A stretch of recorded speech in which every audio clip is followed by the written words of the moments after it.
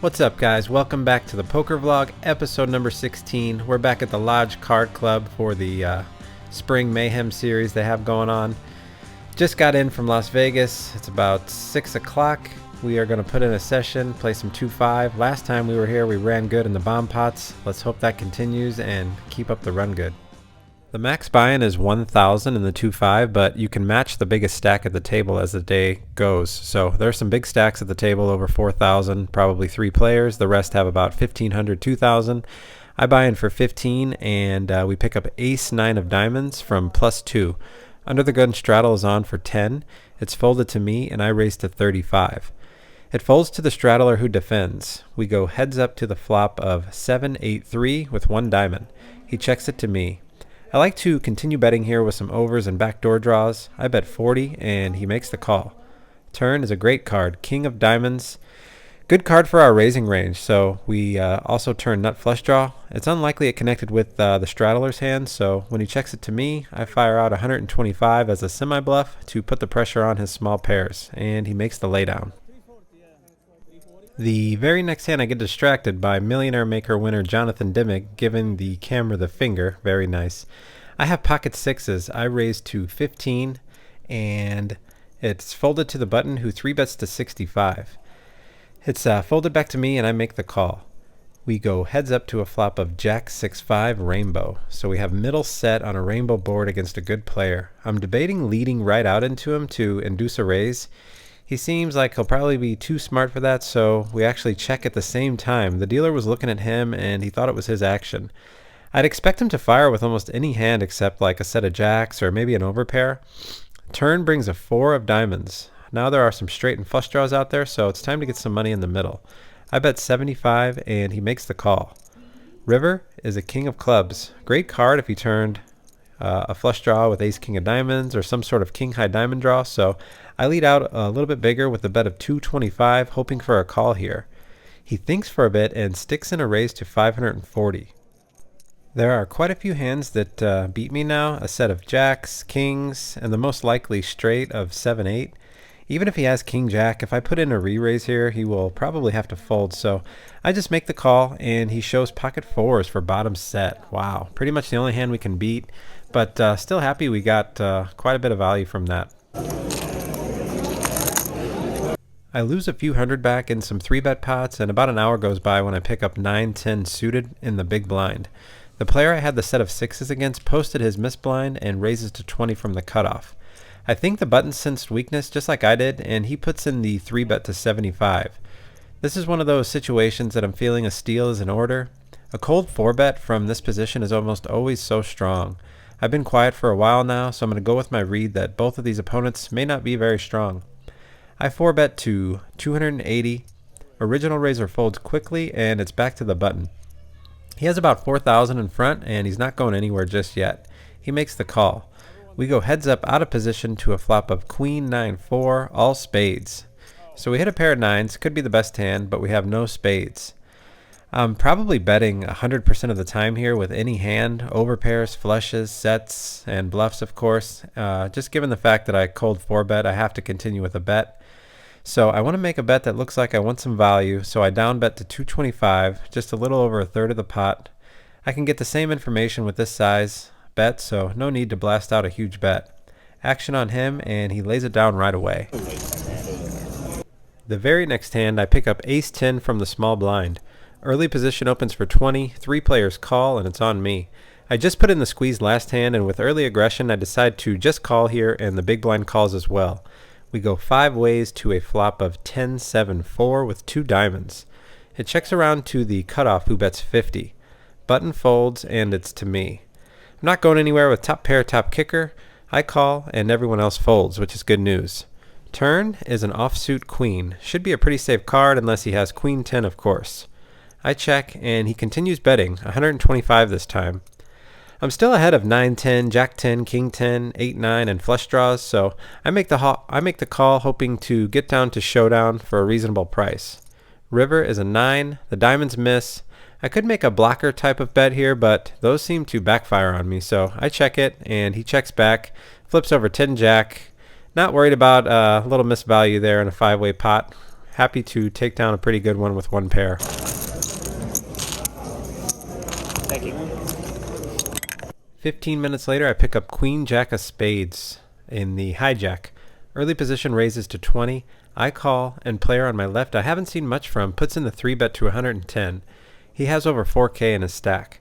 Lady in the 1 seat cold calls the 110. Original raiser folds, and it's back to me. We are deep, so I make the call in position here to close the action. 3 ways to a flop of Queen 10-8 with 1 spade. We have top pair, gut shot, and backdoor flush draw. First player checks, I check to the aggressor, and he checks back, so I'm already ruling out sets from him since he's not going to let anyone draw it a straight for free. He could be checking hands back like ace-king, aces, kings, or possibly pocket nines. So we go to a turn card, which is a 4 of spades. Beautiful card as we pick up a flush draw now. The first player fires out an overbet, 450, which I did not want to see. So action is to me. She has about 500 behind. I think I'm probably beat, but have a ton of outs now. I think I should actually fold this hand because I'm not really getting the right price.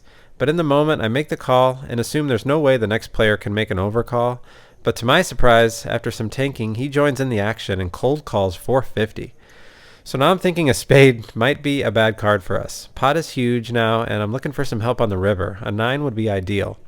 It's not, though. The river brings a jack of clubs, giving us 2 pair, but puts that 1 card straight on board, which I'm kind of not seeing at the moment. I'm only thinking about ace-king. First player slows down and checks now. So I'm thinking she might just have king-queen or ace-queen. I can beat both of those, but I'm not really sure what the player on my left has. He might have just missed an ace-high flush draw. I check to him, and he bets 950. Oh boy, I can tell the lady in the 1 seat doesn't want to call, but she feels committed, puts the rest of her chips in, and it's back to me. I'm pretty sure I have her beat, but not sure where he's at. I don't know why I don't think very long before making a call here, because I'm kind of only thinking, does he have ace-king of spades, or did he miss a flush draw? But it's really tough for him to be bluffing into 2 people, especially the player 1 who has half of her chips in. So I don't know why I make a pretty bad call, probably the worst call of the vlog so far. He shows ace-9 of spades, which makes total sense now. So we didn't want to see a spade at all, but kind of forgot about the 1 card straight and made a bad call there. And that puts us in the hole a couple thousand now. Wow, I'm tired. 50 more, 950. Alright, so this next one here, I'm not going to go into the action because it's a bomb pot. Omaha double board. We all put $25 in, get 4 cards and 2 boards. I got trapped in the middle with queen deuce of clubs. The bottom board I flopped a flush, came 6, 8, 10 of clubs. The turn was a king of clubs just to give me a little hope that the second nuts was the best hand. So I got trapped just calling on the flop, called on the turn, called on the river. It cost me $1,100. The guy on the right there had 7, 9 of clubs for a flopped straight flush, and I didn't have much on the top, so I got scooped there for a massive one, and now we're really in a hole in this game because we're not winning any bomb pots, and we're in for 4,900 down to about 2,000.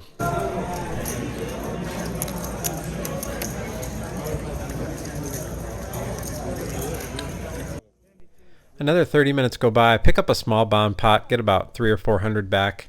I pick up ace-queen from the big blind here. The $10 straddle is on. Under the gun limps for 10. Middle position raises to 65, and it's folded over to me.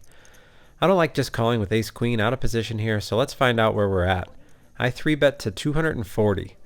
The under the gun limper cold calls, which is typically a pocket pair of 9s through jacks I'd typically see, and now it's back to the original raiser.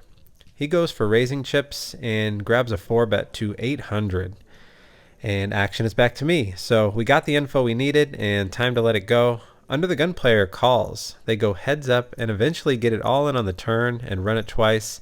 Player who made it 800 had kings and they hold up. So we made a good laydown there with ace queen. Pretty easy laydown. A few hours go by of some up and down pots, but nothing real eventful until I pick up ace-king in the big blind. Under the gun $10 straddle is on. Middle position player raises to 40. Next player calls, and it's folded to me. We're definitely going up here. I put in the 3-bet to 165. Both players make the call. We had 3 ways to a flop of ace, king, 10, rainbow. We nail the flop and hoping to be up against a hand like ace, queen, or king, queen. I lead out for 175. The first player tanks for a bit and just calls. Next player folds, so now we are heads up and see a 7 of clubs on the turn. My opponent has about 1150 behind. There is already 855 in the pot, and honestly I'm happy with taking it down right now the way the session's going. I think for a bit and grab a bet of 725, which is basically the same as saying all in with what he has left. Now that I've had some time to think about it, I really don't like the bet at all, since he's just going to fold worse hands than me, like ace queen or ace jack, king queen, and if he has it, he'll just be going all in, and then I'm committed. So I wish I would have taken a little more time to think here. So action is on him, and now he's tanking for a long time, which is a good sign, so it's definitely not queen jack, but he finally says all in, and now I'm worried that he has a set of tens. I call, I'm committed already, from the $725 bet, and yes, he shows the set of tens. We end up running it twice, and what's sick is I nail the king on the first board for at least half the pot, and we miss on the second board, so we chop. I feel really lucky to get half the pot back, but had I made a smarter bet sizing on the turn, I most likely stack him with the king on the river. I think a much better size would have been 300 or 350 or so on the turn, because he'll likely just call instead of jamming. He probably won't be sure that a set of tens are good yet, so then we hit the king on the river and we can jam there and stack them. Alright, about another hour goes by. It's almost 3 a.m. I'm really tired, have a headache, trying to grind this session to somewhere near even. Don't want to put out a losing vlog. I'm in for 4,900. I was down 3,500 at my lowest point. Not the start I wanted on my first night. I'm down about 2,700 before I pick up pocket aces on the button here. Can they win me a big pot? We are at the final table of the night. A new player opens to 30 from the hijack. The cutoff posted his blinds and folds. It's to me. I put in the 3-bet to 110. It's folded to the original raiser, and he makes the call and has about 2,000 behind. We go heads up to a flop of ace queen 8 with 2 diamonds. We flop the nuts on the button. Let's hope he has something. He checks it over to me. With all sorts of draws out there, we are definitely getting some money in there.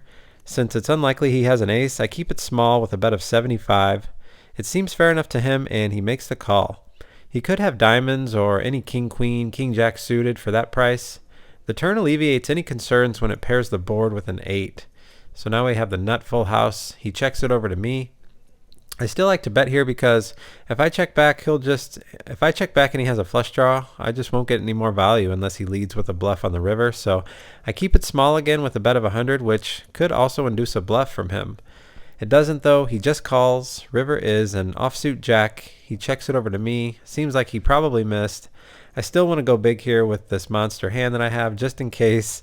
I fire out a near pot size bet of 600 to make it look like a bluff, and he folds immediately. We take it down.